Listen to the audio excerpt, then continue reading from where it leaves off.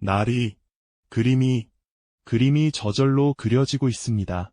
한밤중 서재지기에 비명해온 저택이 발칵 뒤집혔습니다. 아무도 없는 서재에서 붓이 저절로 움직이며 그림을 그리고 있었던 것이지요.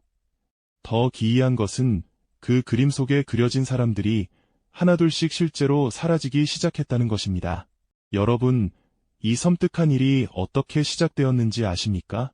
20날 전 매화꽃 향기가 진동하던 이른 봄으로 거슬러 올라갑니다. 전라도 어느 부잣집에 민준이라는 화원이 살았습니다. 32살, 그림 그리기를 좋아하는 양반이었지요. 하지만 민준에게는 한 가지 문제가 있었습니다. 사람 그림을 그리지 못한다는 것이었습니다. 아니, 화원이라는 사람이 어찌 인물화를 못 그린단 말이오? 죄송합니다.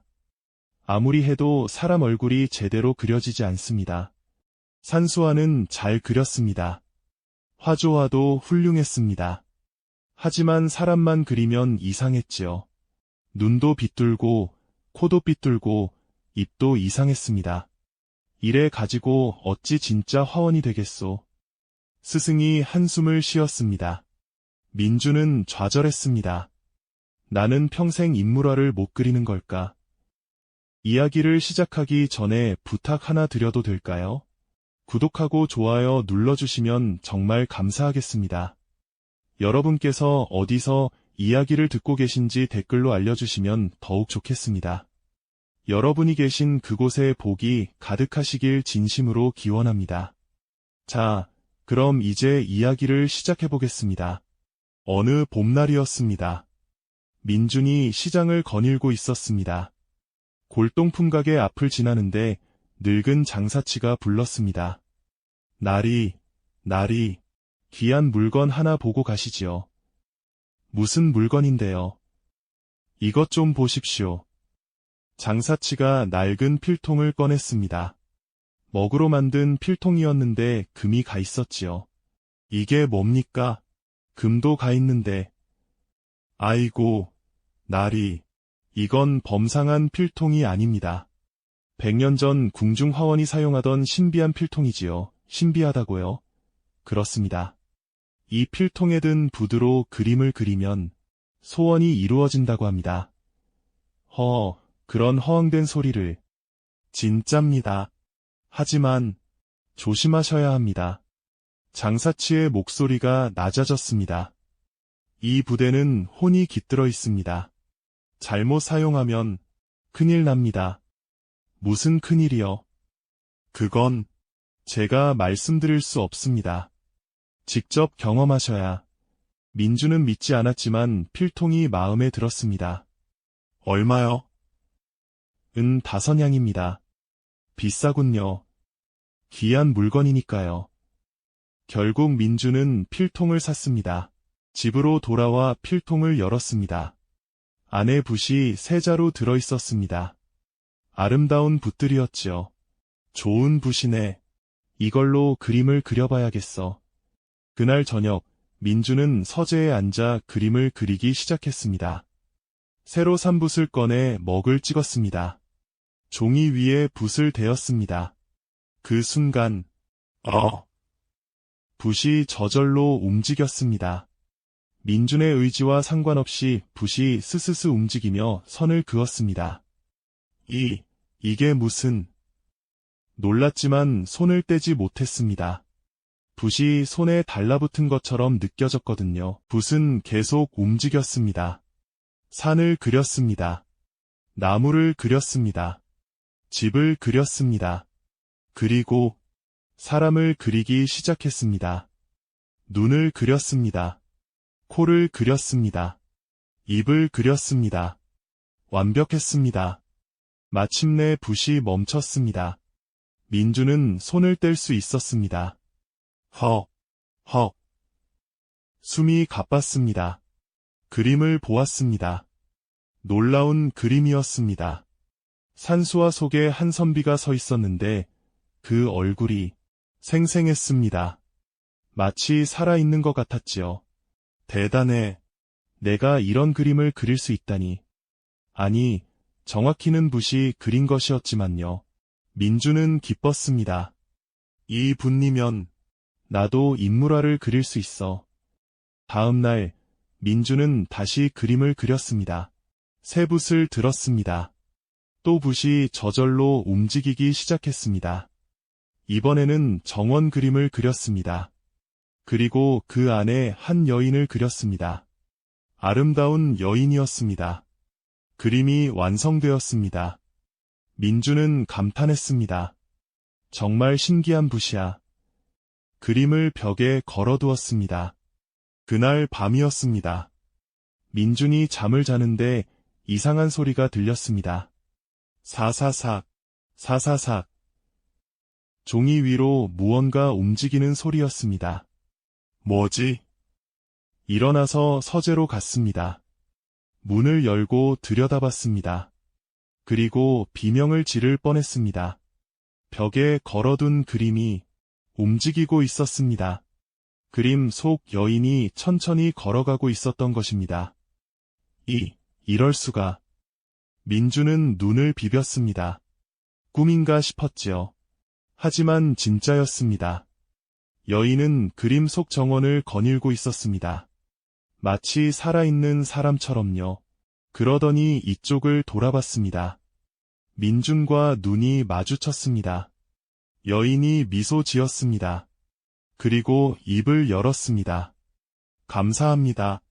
저를 그려주셔서. 목소리가 들렸습니다. 정말로 말을 한 것입니다. 내가 말을 한다고? 네, 저는 그림 속에 갇혀 있었습니다. 100년 동안. 100년. 그렇습니다. 누군가 저를 그림으로 그려 가뒀습니다. 하지만 당신의 붓이 저를 자유롭게 해주었어요. 민주는 이해할 수 없었습니다. 대체 무슨 말을? 그 붓은 특별합니다. 생명을 담을 수 있는 붓이에요. 그림에 혼을 불어넣을 수 있지요. 생명을. 하지만 조심하세요. 그 붓은 양날의 검입니다. 무슨 뜻이지? 생명을 만들 수도 있지만 생명을 빼앗을 수도 있습니다. 여인의 표정이 심각해졌습니다. 만약 살아있는 사람을 그린다면 그 사람의 혼이 그림 속에 갇힙니다. 그리고 진짜 사람은 죽게 되지요. 뭐라고? 민주는 소름이 돋았습니다. 그러니 조심하세요. 절대로 아는 사람을 그리면 안 됩니다. 알겠어. 조심할게. 여인이 다시 미소 지었습니다. 저는 이제 갈 수 있게 되었어요. 다시 한번 감사드립니다. 여인의 모습이 희미해지더니 빛으로 변했습니다. 그리고 그림에서 사라졌습니다. 그림은 텅 빈 정원만 남았습니다. 민주는 한동안 멍하니 서 있었습니다. 생명을 담는 붓, 그리고 생명을 빼앗는 붓. 무서운 물건을 샀다는 것을 깨달았습니다. 다음 날부터 민주는 조심했습니다. 그림을 그릴 때 상상 속 인물만 그렸습니다. 절대로 아는 사람을 그리지 않았지요. 며칠이 지났습니다. 어느 날 민준의 사촌형이 찾아왔습니다. 민준아, 잘 지내냐? 형님, 어서 오세요. 사촌형 진수는 성격이 고약한 사람이었습니다. 늘 민준을 무시했지요. 내가 그림을 잘 그린다며? 한번 보자. 네.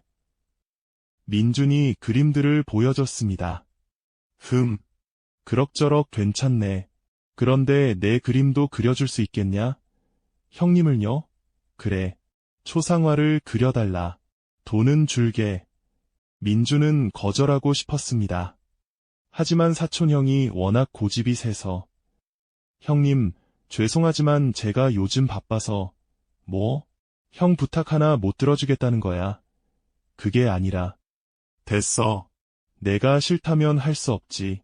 하지만 나중에 후회하지 마. 진수는 화를 내며 돌아갔습니다. 민주는 한숨을 쉬었습니다. 형님 성격은 여전하시네. 그날 밤이었습니다. 민준이 잠을 자는데 꿈을 꿨습니다. 꿈속에서 사촌형이 나타났습니다. 민준아, 내 그림을 그려줘. 형님, 부탁이야. 꼭 그려줘. 알겠습니다. 꿈속에서 민주는 그림을 그리기 시작했습니다. 신비한 붓을 들고 형의 모습을 그렸습니다. 다음 날 아침, 민주는 깨어났습니다. 꿈이었나? 서재로 갔습니다. 그리고 얼어붙었습니다. 책상 위에 그림이 놓여 있었습니다. 사촌형의 초상화였습니다. 이게 내가 그린 건가? 기억이 없었습니다. 하지만 분명 자신의 그림이었습니다. 그 순간 하인이 급하게 뛰어왔습니다. 나리, 큰일 났습니다. 무슨 일이냐? 진수나리께서 갑자기 쓰러지셨다고 합니다. 뭐라고? 민주는 사촌형 집으로 달려갔습니다. 형이 방에 누워 있었습니다. 숨을 쉬고는 있었지만 의식이 없었지요. 형님. 의원이 진맥을 하고 고개를 저었습니다. 이상합니다. 맥은 뛰는데 혼이 빠져나간 것 같습니다. 혼이요? 민주는 가슴이 철렁했습니다. 설마 내가 그린 그림 때문에. 집으로 돌아왔습니다. 그림을 보았습니다. 사촌형의 초상화 속에서 형이 눈을 감고 있었습니다. 형님, 그림 속에 갇혀 계신 건가? 민주는 절망했습니다. 내가 잠결에 그림을 그렸구나. 붓이 나를 조종한 거야. 어떻게 해야 할지 몰랐습니다. 그때 그림이 움직였습니다. 형이 눈을 떴습니다. 민준아, 형님, 나를 여기서 꺼내줘. 어떻게요? 그림을 태워야 해. 그래야 내가 나갈 수 있어. 하지만 그러면 형님은 죽겠지. 하지만 여기 갇혀 있는 것보다는 나아. 민주는 눈물이 났습니다. 안 돼요, 형님. 민준아, 미안하다. 내가 너한테 못되게 굴었지. 용서해줘.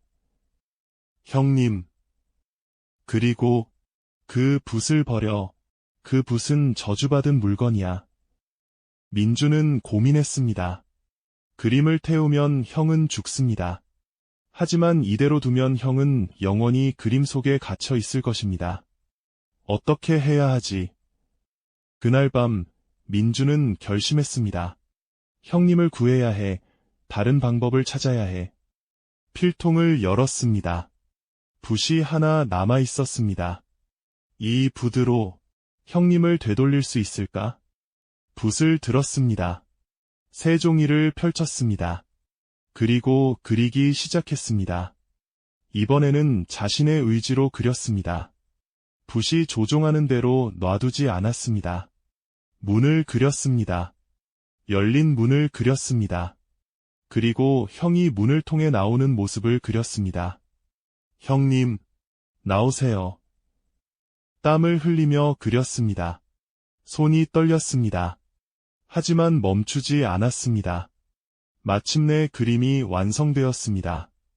그 순간 두 그림이 동시에 빛났습니다. 초상화 속형이 움직이기 시작했습니다. 천천히 그림 속문을 향해 걸어갔습니다. 그리고 문을 통과했습니다. 새로 그린 그림으로 들어갔습니다.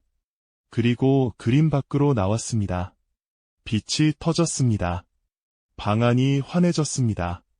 빛이 사라지자 형이 바닥에 쓰러져 있었습니다. 형님. 민준이 달려가 형을 흔들었습니다.